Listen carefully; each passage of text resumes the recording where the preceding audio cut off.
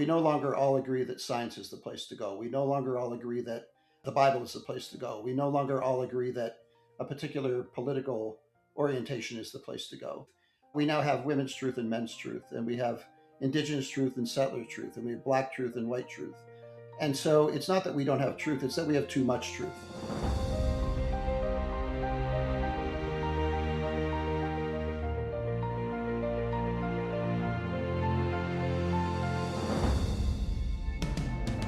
Hey everyone, it's Disagreeing Well, the podcast about polarization, why it matters, what drives it, and what we should be doing about it. I'm your host, John Malloy, and this week we're exploring one of the greatest challenges facing our society, truth itself. Is truth simply a collection of verifiable facts, or is something deeper going on, especially in a world where competing viewpoints often claim that the facts are on their side, where we hear talk of alternative facts, and where even agreeing on what counts as evidence can often seem impossible.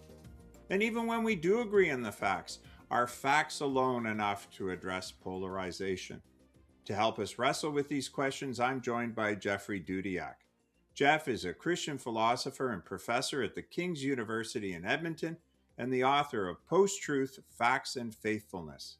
His work explores polarization, social trust, and what it means to recover a richer understanding of truth. Jeff, welcome to Disagreeing Well. Yeah, thank you, John. I hope we can disagree well. Yes. Well, listen, the temptation is to begin this podcast by quoting Pontius Pilate and asking what is truth. But before doing that, I just want to ask you a little bit about yourself, a little bit about your background, what you teach, but how you became interested in polarization and the divisions in our society. Well, for a number of reasons, I think Pontius Pilate's question is an excellent one, and maybe we can get back to it at some point. But I was raised in southern Ontario in a little town called Fonthill, raised in a Quaker church and a Quaker family, and that part of my identity has remained throughout my life. And I'm not currently attending a Quaker meeting, but I will die a Quaker nevertheless. That's been hugely formative. I went to a Quaker college in the United States for my undergraduate work, did work in religion and psychology. Then I went on to the Institute for Christian Studies in Toronto and did a master's degree. It was an MPhil in philosophical theology. Had decided I hadn't had enough psychology yet, so went back to Duquesne University in Pittsburgh, did a second master's degree in psychology, phenomenological psychology, and then entered the PhD program at the Free University in Amsterdam. When I got to Amsterdam, I was writing on a French philosopher named Emmanuel Levinas, and my advisor in Amsterdam said, "What are you doing here? Go to Paris." So I went to Paris to spend some time with Levinas and take some courses at the Sorbonne, but then I graduated from the Free University in Amsterdam with a PhD in philosophy. I think that it's interesting. I teach at a small liberal arts Christian university.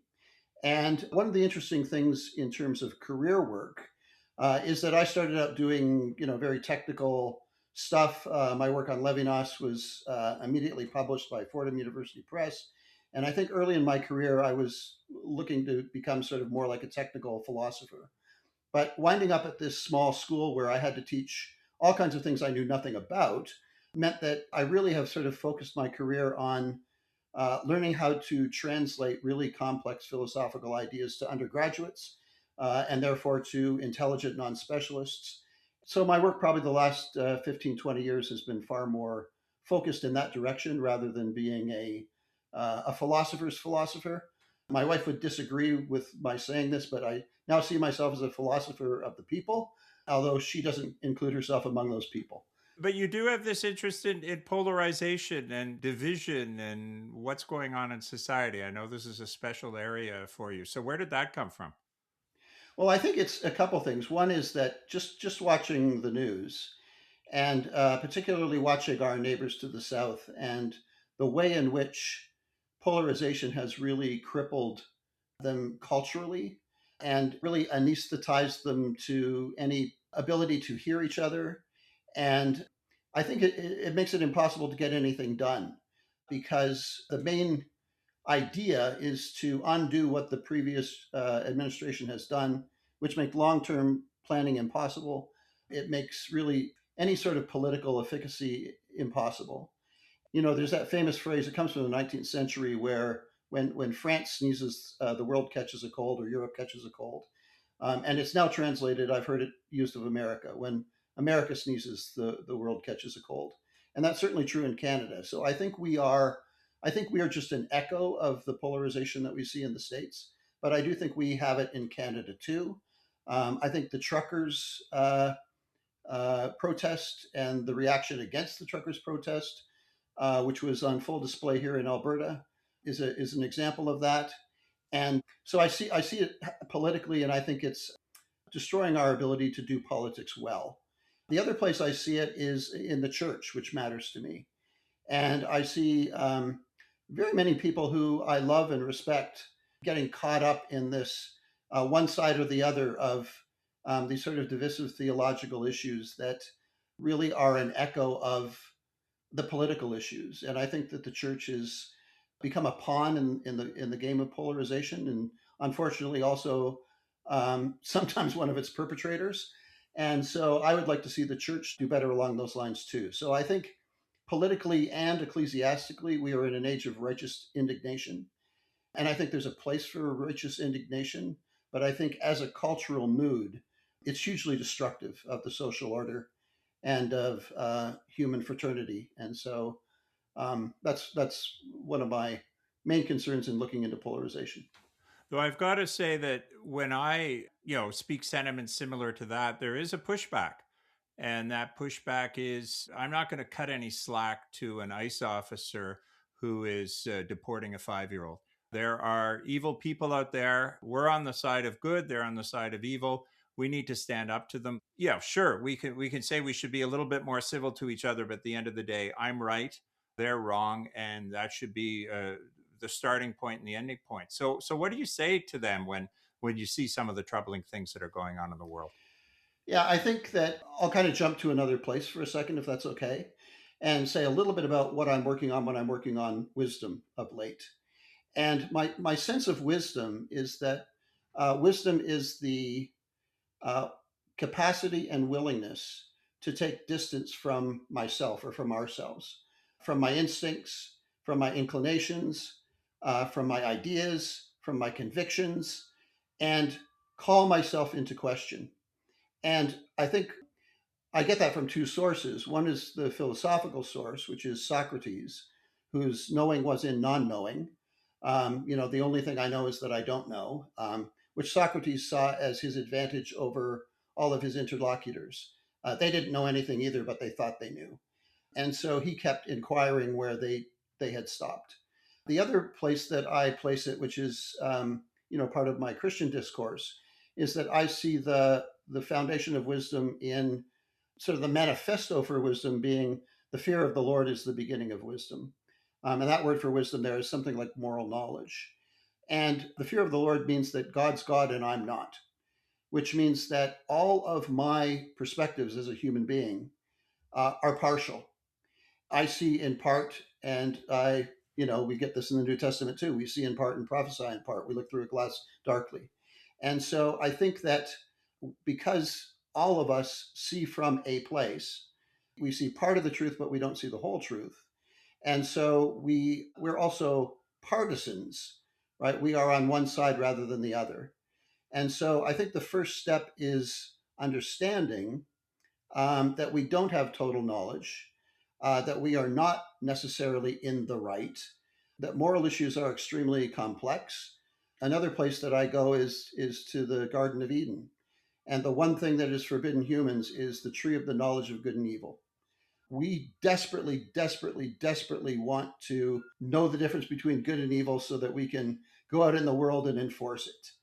And the one thing that human beings are warned against, I mean, I think this is kind of what the myth of the tree of the knowledge of good and evil is there for, is to warn us against that temptation, to say, you don't know. You know in part. Your truth is a truth, not the truth. Your good is a good, not the good. And when we can put ourselves in a posture where we're able to admit that we know in part, that we're partisans, and that advocating for one thing comes at the expense of something else.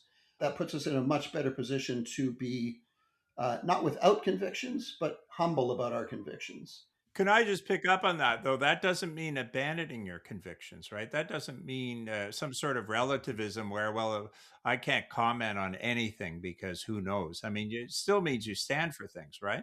Yeah, absolutely. And I think this is one of the tricks of what I'm trying to advocate for is that the temptation is to say that, well, then nothing is right or nothing is good. But of course, a good is a good. It's just not the good. And so it is worth standing up for things that we think are worth standing up for, and many things are. I often think that people who take their signs down to the legislature, the front of the sign should read, "We're mad as hell and we're not going to take it anymore." And the back of it should read, "And I realize I don't see everything." I think that if we had that attitude where, yeah, we're going to stand up for something, but we need to walk with some humility and with some care, because when we take big steps, we step on something or someone, and so it's important to do that. I'll say it another way. One of the heroes of our Quaker world is a guy named George Lakey, who is a Quaker activist, and I heard him speak at a conference a few years ago, and somebody asked him a question about polarization, and his response was, "Bring it on." Right? The more tension we have, the more capacity there is for change. Maybe I'm a bad Quaker, but I am more attracted to the view of the Dutch politician Abraham Kuyper, who was the leader of what was called the Anti-Revolutionary Party. And the Anti-Revolutionary Party was standing for the fact that you don't have a revolution because a revolution keeps the structures in place. It just flips the players upside down, right? Those that were oppressed are now the oppressors and vice versa. And so revolutions were not the way to go. He went with the reformational Latin saying, "Semper reformanda," always reforming. And so it's not a conservative position because it's always open to reformation, but neither is it a revolutionary position that has this naive belief that if the world flips over in favor of me and what I understand, all the ills will be gone. Because that's just, I think, ridiculously naive. All of us are partisans and partial knowers of the good. But polarization isn't simply disagreement because you pointed that all of us are partial knowers. All of us bring our views, our convictions forward, and presumably under your formula, if you do it with humility, causes a discussion. We can reach a compromise or a way to move forward. So, how do you define polarization in that context? So my sense of polarization is that it's not just disagreement. It's disagreement structured in a particular kind of way. And so polarization is a matter of forming my identity or our identity over against those on the other side. And that is the core of our identity rather than some positive position that we take. And so there's all kinds of ways in which we run into conflicts with other people because I have a positive view of the way that things should be, and someone else has a positive view of the way that things should be. And those things come into conflict with each other. I think polarization is animated by the spirit that I define myself over against the person on the other side. So my very identity is formulated in terms of I am not that, right? Whatever it is on the other side. And so if you hear, and I don't want to blame those on one side of the political spectrum or the other, but if you listen to Donald Trump talk, he never says anything without in the same breath saying, unlike that last terrible Biden administration. He never uses the word Democrat without using the word, crazy radical Democrat. And of course, the left is complicit in that game too. Like MSNBC, or I guess it's called MS now, or CNN is kind of a constant attempt to convict Trump and his administration of, okay, right. So this idea that I am, it's not only that I am who I am who I am in not being who it is that there is on the other side. If you hear the new atheists talk, they're not only in favor of advocating for a humanist world. A huge part of their project is defeating religion. And you hear people who are fighting against the new atheists on the religion side doing the same thing. You know, if you have feminism, which is not just in advocating for women, but a rejection of maleness, you end up in these situations where I am defining myself over against something rather than just in a positive way. Let's go where we started, sort of half tongue in cheek, the pilot question of what is truth, because can't this all be sorted out by the facts? I mean, it's so interesting when you start to talk to people about polarization, because everybody sort of, I joked in another podcast, everyone hates two things: polarization and Trump voters. But everyone's sort of like, it's too bad in some cases that there's these evil people out there, but other people will say it's too bad there's these misguided people out there, these people that don't understand the facts. If only we could present the facts to them, they would understand. They would accept my position on climate change in the Middle East, whatever divisive topic you want to bring up. So where do facts fit into this, and why are they playing such a strange role? Logically, you think, well, we're going to have a debate about crime, for example. Well, let's first of all agree on what the facts are. I'll move forward. And in fact, sorry, no pun intended, oftentimes facts just seem to pour gasoline on the fire. Well, I think one of the ways that I understand this, and I think we need to do some epistemological and some hermeneutical work to try to understand how facts function. In my understanding, facts are not just things that are hanging in the air out there that we can go and pick them out and use them. It's more complicated than that. Facts are not independent things; they are answers to questions.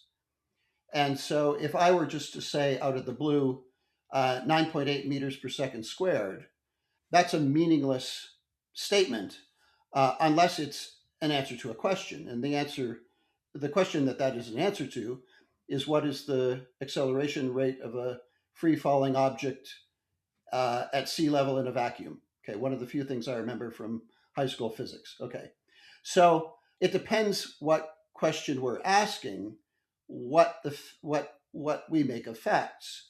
And so one of the things that I like to use when I talk to students is this profound idea I had when my son was born, that God gave us a child. If there were scientists in the room, and there were doctors in the room, they would be perfectly capable, or mostly capable, of explaining how there was a sperm and an egg and how they came together, and there was a sexual event and there was gestation, and okay, they can give an explanation of what happened there and say this is a biological fact. Okay, I think that's true. If you're asking the biological question, the truth is this is the result of a sexual event. If you are asking the theological question, this is a divine event. This is something that God gave us. And so the truth of the matter of what happened there is not just the truth of what matter happened there. It's a question of what question you ask. And of course, we have this constant temptation that we feel like we have to let one of those discourses or the other win. And so if you buy into the biological argument, then and you want to have some theology, you have to find this little gap where, God gave the sperm an extra push or something. Likewise, if you go with a theological answer, then you have to find some way to fit science into those answers, right? So I think that this is sort of scientism against fundamentalism if you take one discourse as absolute. But the fact of what happened there is a question of what question you ask.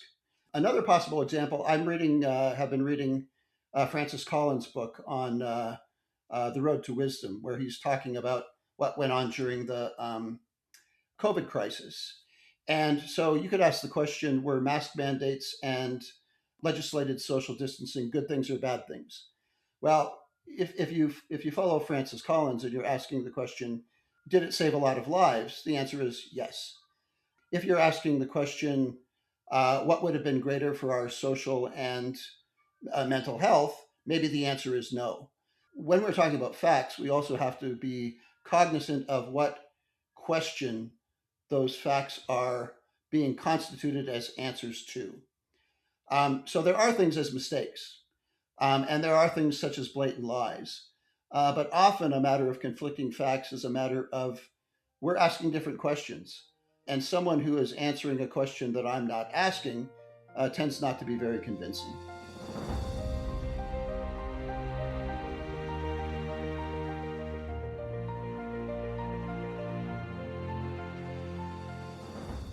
So I think we're there in the conversation. I'm going to say it. So then what is truth if there's all these possibilities? And I'm asking a philosopher what is truth. So this is buckle your seatbelts. Okay.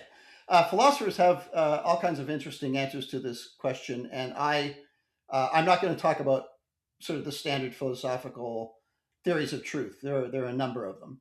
You know, there's correspondence theory and coherence theory and pragmatic theories, and but my sense of understanding truth is to look at things historically.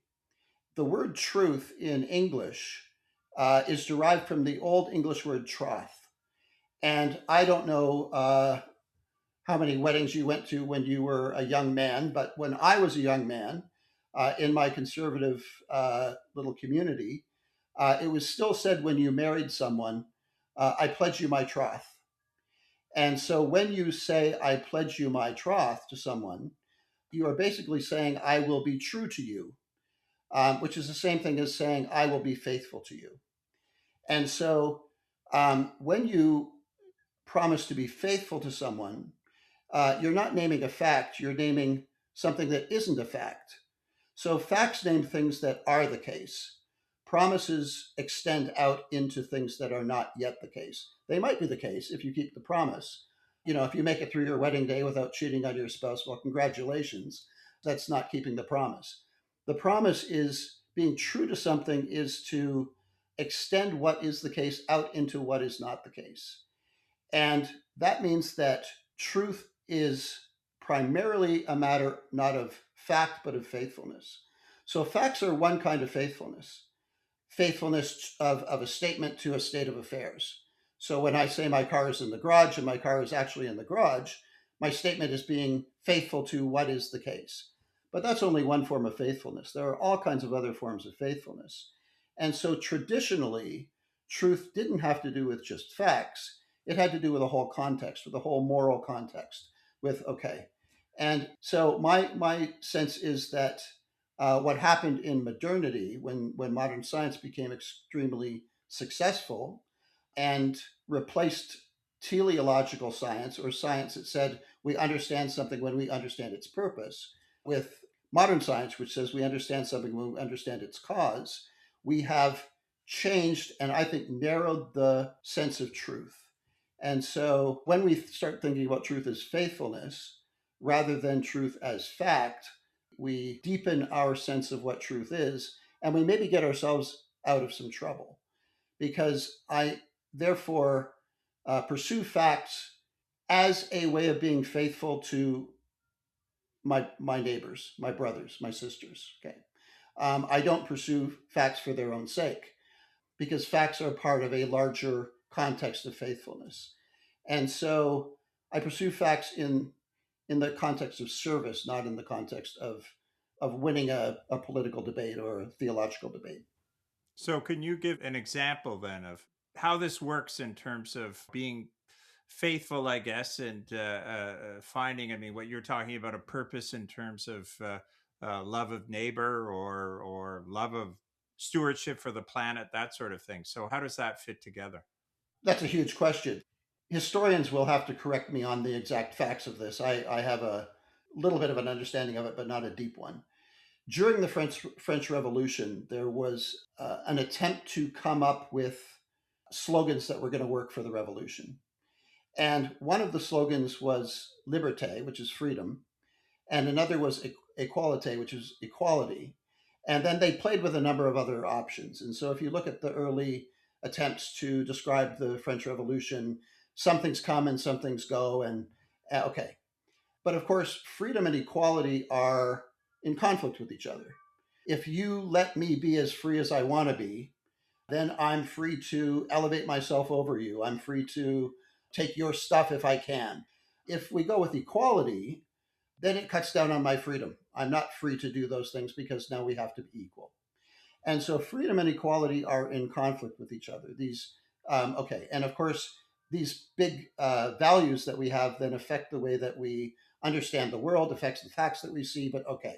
So these things were in conflict, but nevertheless, both things are advocated for. And in our culture, they're advocated for too. All of us are interested in freedom. We're all interested in equality. What happened in the French Revolution, and this is my own interpretation, is that in order to hold those things together, they had to come up with the third term, which is what the current slogan for France is: liberté, égalité, and fraternité. You have to be brothers. If you are someone who is an advocate for freedom, you have to defeat the people who are advocates for equality. If you're an advocate for equality, you have to defeat the people who are advocates for freedom. But if you are brothers, if you belong together, if you're a family, if you have to work together, then in my advocacy of freedom or my advocacy of equality, I have to be faithful to my brother, those on the other side, my brothers and my sisters, and say their values also matter. And now I have to negotiate. Now I have to say, yes, I see something that's important. I need to advocate for freedom, but I also need to recognize that equality is a valuable value, a value worth pursuing, and it matters to my neighbor, and I have to, okay. And so one of the things that I think has happened with polarization is that we have lost the notion of fraternity, of brotherhood.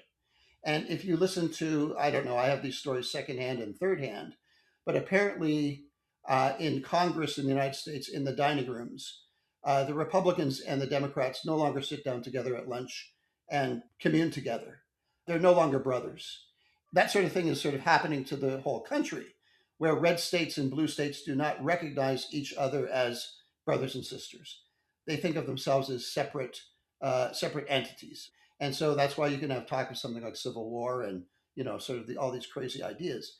Truth has to do then, for me, with this sense that facts don't qualify the whole of truth.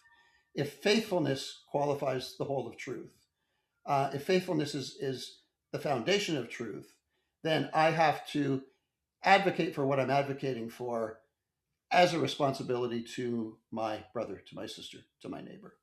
So that means that some of the situations that we have which may be factually correct are not fitting that I don't want to say they're untrue because it's going to get all complicated, but they're not fitting that paradigm. I know in the book you talk about parts of the United States that were just decimated by the manufacturing went away, that had experienced all sorts of downturns, and the experts, the people at the top, the politicians, the pundits, and all that were talking about how great free trade was or how great changes were to the economy. And although that might have been factual on one level, it wasn't true to those individuals. Is that sort of getting? I know that's the example that you have in the book, and maybe you want to speak to that.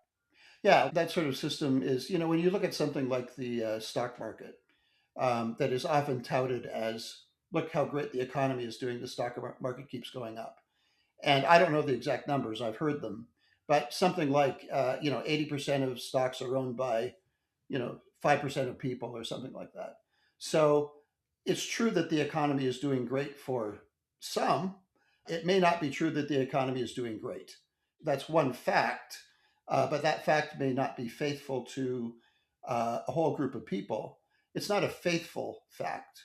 Sort of the more dramatic example that I use in the book is the idea of, and I read about this in Hannah Arendt's book on Eichmann, where Eichmann's job was to figure out how many Jews could be fit into a cattle car to get them to the death camps.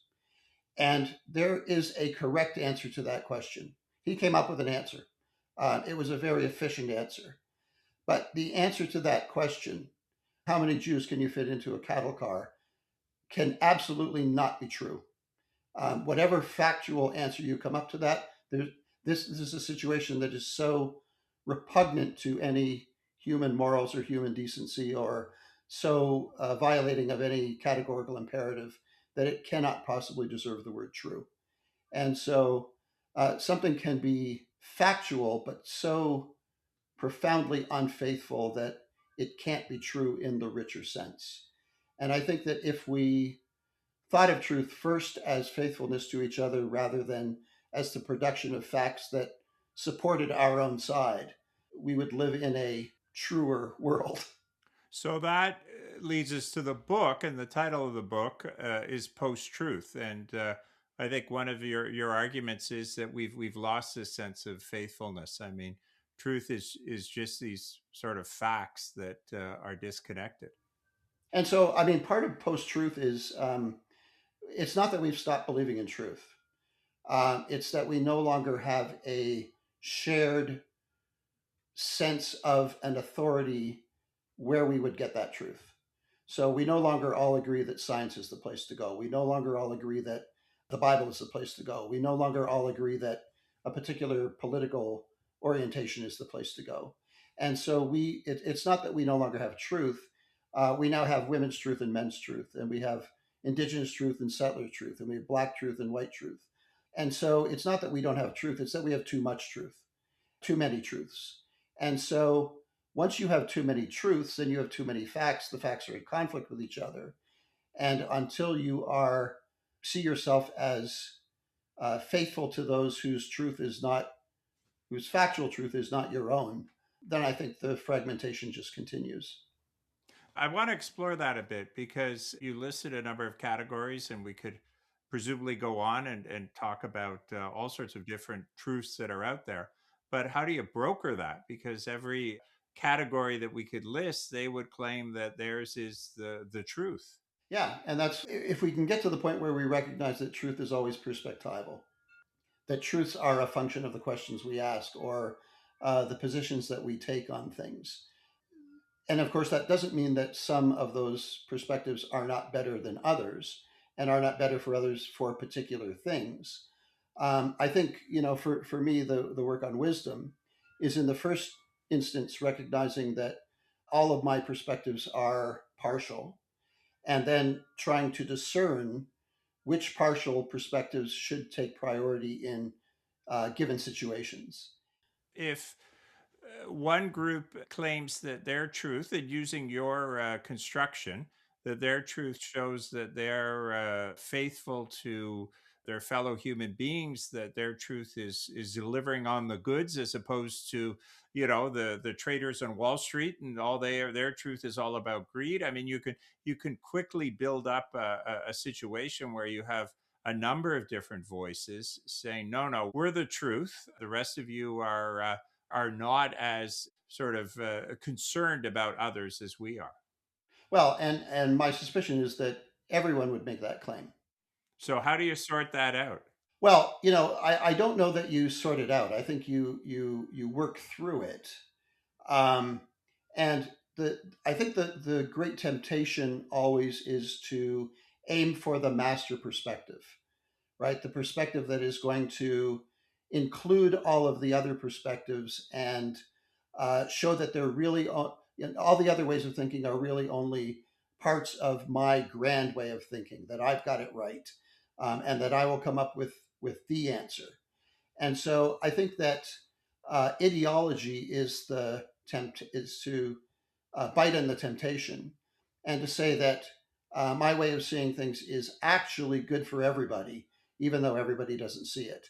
And so, an example like trickle down economics, if only we let the rich get richer, it would benefit everyone, right?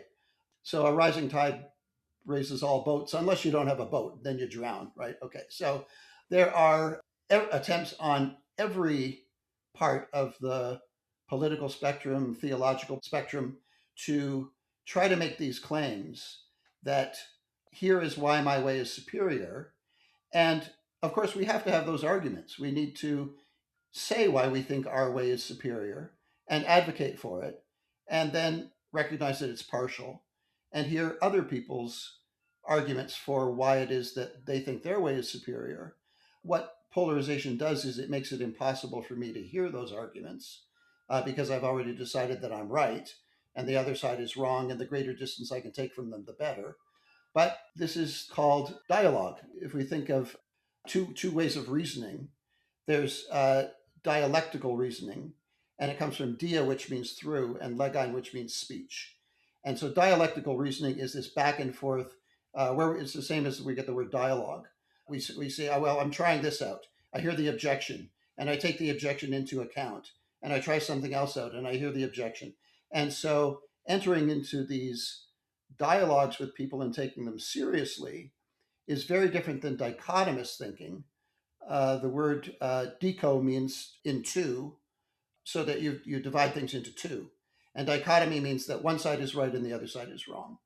And so I only have to continue to advocate for my side until my side wins.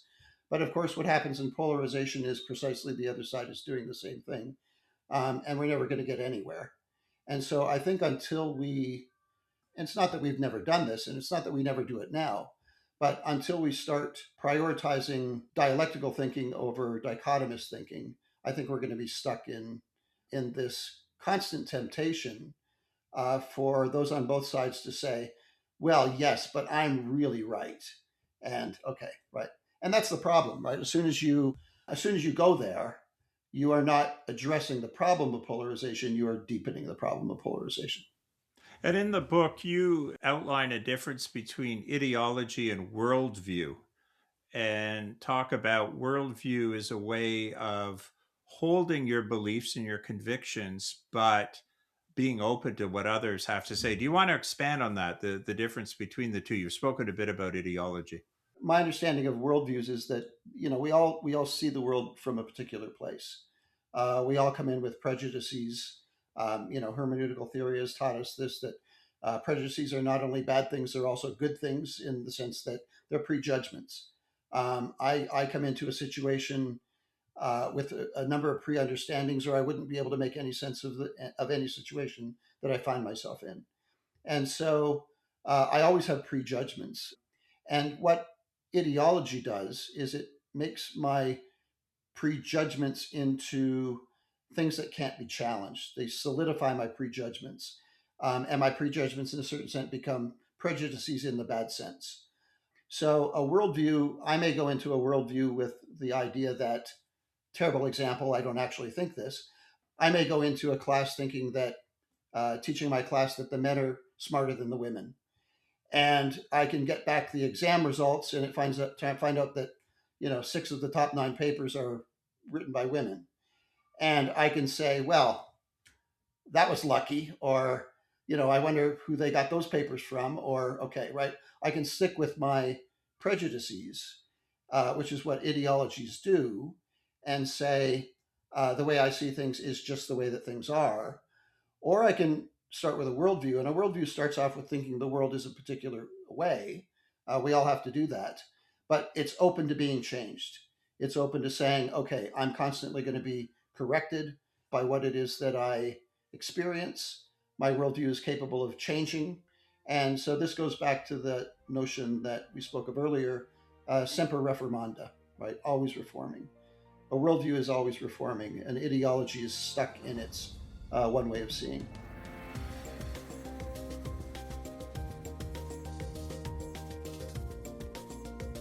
So, can we add something to the recipe here?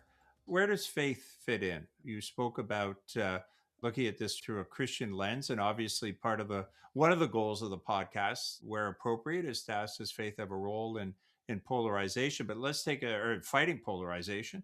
It certainly has a role in creating it, but can it fight it? But let's take a step back and say, where does faith fit into this whole ideology versus worldview? I've had students very, very who say, look, Jesus was willing to forgive everyone, but boy, he certainly didn't back down in saying they had sinned, they had done something wrong. I mean, Christianity is a set of rules. You better follow them. I've heard that from students. Part of being faithful is calling each other to account. I don't think that there is some clear line to be drawn between being faithful to God and being faithful to our neighbors in the broad sense of the way that the New Testament uses that word, that idea. And of course, this is related back to truth, right? So that when Jesus says to Pilate, when Pilate says, "What is truth?" it's in response to Jesus saying, "I have come to testify to the truth." And I don't think that Jesus came to testify to a bunch of facts. I think Jesus came to show us what it means to be faithful. This is the way that one lives one's life to be faithful to God, and that way is a sacrificial way. It's a way of giving myself up for the sake of my neighbor when that's called upon, when that's necessary. When Jesus says, "I'm the way, the truth, and the life," I don't think he's talking about, a bunch of facts when he talks about truth. I think he's saying, look, here is the way, hodos in Greek, to be on the right way, which is the way to life. This is the way of faithfulness. That the way, the truth, and the life are three different ways of saying the same thing. And so I think as we enter into traditions that teach us how to be faithful, faithful to God, which means that I don't have the whole truth. I'm not God. There's something above me that I need to be humble with respect to and listen to. And I also need to be faithful. That tradition teaches me how to be faithful to my brothers and my sisters and my neighbors and my enemies. And so I think all those things, for me, are tied together. The big question, pulling all this together, how does this translate? And you mentioned the work you're doing on wisdom, but how does this translate in a practical way to how do we address polarization? How do we address the divisions in our society? I mean, certainly you hear people talk about the divisions of a few years ago and how upset they were with them, and things have only gotten worse. I mean, what role does this understanding of truth, a richer understanding, certainly very different from sort of the post-truth world we live in, but how do we translate that into action? I think it takes a long time, and I think that it really begins with our capacity and willingness to recognize our own limitations with respect to what it is that we understand and what it is that we see. I have a very narrow view of the world. I see certain things, and there's a lot that I don't see. And when someone on the other side of the political spectrum, I try not to tip my hat with respect to my own political preferences, but I have them. When someone from the other side of the political world comes to me and tries to show me something, they see something that I don't see. They understand something that I don't understand. And my willingness to say, I see in part, you see in part, how is it that we can negotiate some sort of mutual but still limited understanding? Because there's going to be a third person who is also going to see something that neither one of us do. How can we plug away and try to find ways to work out a communal world that isn't a matter of one side winning and the other side losing, but a matter of trying as best we can to accommodate people of different perspectives, people with different priorities. This it's tough political work. How do we do that other than just encouraging ourselves to do it in the first place, encouraging others to join us in those conversations? It sounds like faith, if done properly, has a role to play in this, and it's certainly one that is often, you think of faith as being self-righteous. Faith is trying to impose its views on others, on society, and yet you're suggesting that faith has a role in helping to build these bridges. Yeah, I think it can. I mean, one of the things that I see myself doing is not trying to address the whole world, but to address communities of faith and saying if we pay attention particularly my Christian community, and say if we actually pay attention to what our tradition is trying to teach us, we would be moving away from polarization as opposed to towards it. It's not teaching us to be self-righteous. It's teaching us to be compassionate. It's not teaching us to be banging each other on the head with our truths. It's teaching us to be forgiving and welcoming. Welcoming the stranger, the widow, and the orphan, and loving the enemy. I mean, these are fundamental truths of Judeo-Christian traditions that, if taken seriously, I think would be important steps. And tell me about your new project about wisdom and how that fits into this. This is one of those embarrassing things where it's the same book in different words, I think, probably. Don't say It's that. That'll dissuade the buyers. yeah, it's what I'm doing is starting off in the same place with the analysis of polarization and putting that in the context of my understanding of the biblical literature. Your online magazine that published part of that chapter, I don't know the name of it, but Consensus. Consensus. Okay. Yeah. I don't know. I mean, I don't know the name of the article, but it's in there somewhere. So that's the beginning, is to sort of say, how do we address this issue of polarization? And then I go through the biblical literature, trying to understand the biblical wisdom literature and trying to understand it not as teaching us wisdom that we have, but teaching us a disposition. Wisdom, I think, is not a possession, it's a disposition. And the disposition is to appreciate my partiality and then to discern the best that I can given that partiality. And so I think that's what the biblical literature actually teaches us. And then I'm going to go through and try to find ways in which that affects how we think about how we live our own lives and our communal lives. And I'm particularly interested in what's the meaning of that for the university, and particularly for the Christian university. How do we teach each other in wisdom rather than just teaching each other facts? Again, you're taking a term that we were familiar with, like facted wisdom, and in a sense turning it on its head and showing it from a new perspective, and one that I think is needed in this society where it really is. I mean, I think you've given us a good sense of this idea of post-truth or post-fact, or that we've got to get back to its meaning, and that really is the way to drive forward, because I think that creates the sort of atmosphere where people can get together and build those bridges and perhaps let the guard down. So this has been a fascinating conversation. We'll certainly look forward to the book coming out, and certainly as part of the notes for today's show, we'll lead people to the article in Consensus, which was the first piece coming out, and more information about your book. But you've worked your way through some very tough material here tonight in terms of truth, but I think we've got a better understanding of what is truth and the important role that it plays in polarization. So thank you very much for joining Disagreeing Well. Yeah, well, it's complex, and we chip away at the edges and see what we can do about it, particularly in just an hour's time. But it's been fun having the conversation, and hopefully there have been some provocative things, even if not definitive things said. No, great. Well, thank you very, very much, and all the best with the new project. Yeah, well, thank you, John. Appreciate you.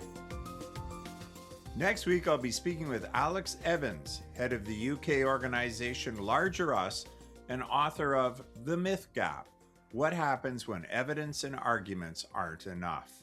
So really, the myth gap is a plea to change makers of all sizes to say, think about the story that you're using. And in particular, let's all think about the deep shared stories that we need for this moment that's full of these growing global risks.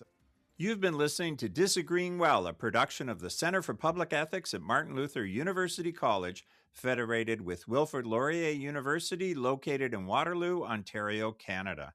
Disagreeing Well is produced and edited by Lauren Kivenhoven, with additional production and promotional support from Hardika Ahuja. Our theme music is Stuck in Dreams by Kulikova, courtesy of Pixabay. You can find Disagreeing Well on Apple Podcasts and Spotify, and please follow us there. To find links to each episode, show notes, and to learn more about the work of the Center for Public Ethics, you can also follow us on our free Substack. Thanks for listening.